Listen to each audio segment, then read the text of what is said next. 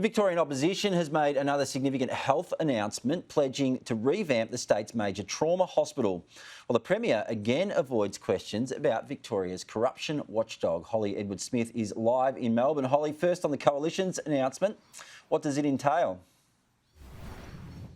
Well, Matt, this is seen as the final or one of the final pieces in the Coalition's puzzle to help fix Victoria's struggling health system.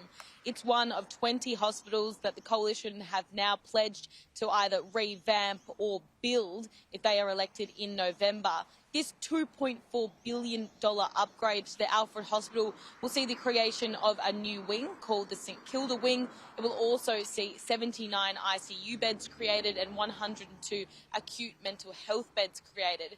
Now, the head of trauma services, Mark Fitzgerald, here at the Alfred Hospital has said that he was dumbfounded that there hasn't been more commitments to this hospital, and says serious upgrades are needed, particularly to operation theatres that are about 60 years old and currently not fit for purpose. Matthew Guy says that this big, massive commitment to this hospital is something that Victoria needs, and he says a coalition government will deliver what the Andrews government hasn't.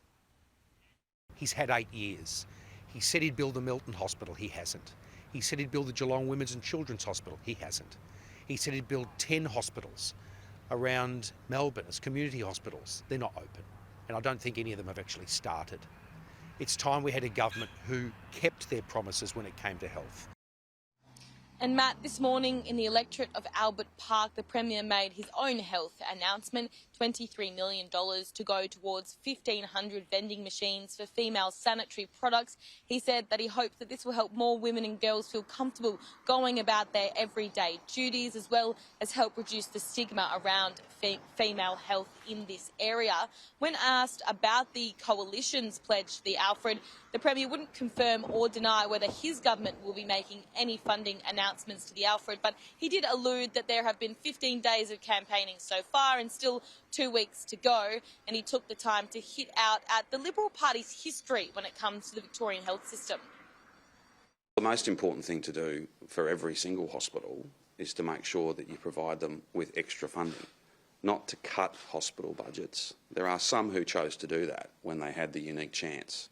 That's not something we've ever done. It's about respecting your workforce. And Holly, the Premier has again dodged questions about the state's Anti-Corruption Commission.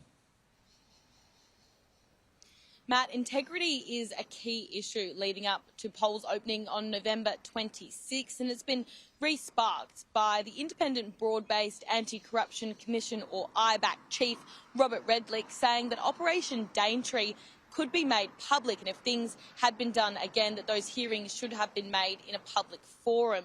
Operation Daintree is in reference to an investigation currently ongoing looking into two grants, combined worth $3.4 million that were handed to the Health Workers Union here in Victoria on the eve of the 2018 election. It was this time last week that the Premier released a statement saying he wouldn't be commenting on any IBAC investigation that was ongoing until it was subject to a final report. And when questioned on IBAC today, he kept those sentiments consistent. He says it's not actually him or the government that could make changes to how IBAC works, but that's a parliamentary issue.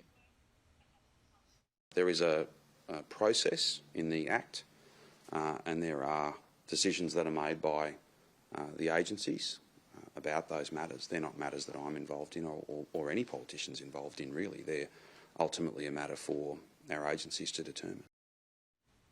Under laws that the Premier introduced here in Victoria back in 2019, IBAC need reasonable grounds that there has been severe corruption for hearings to be held in public.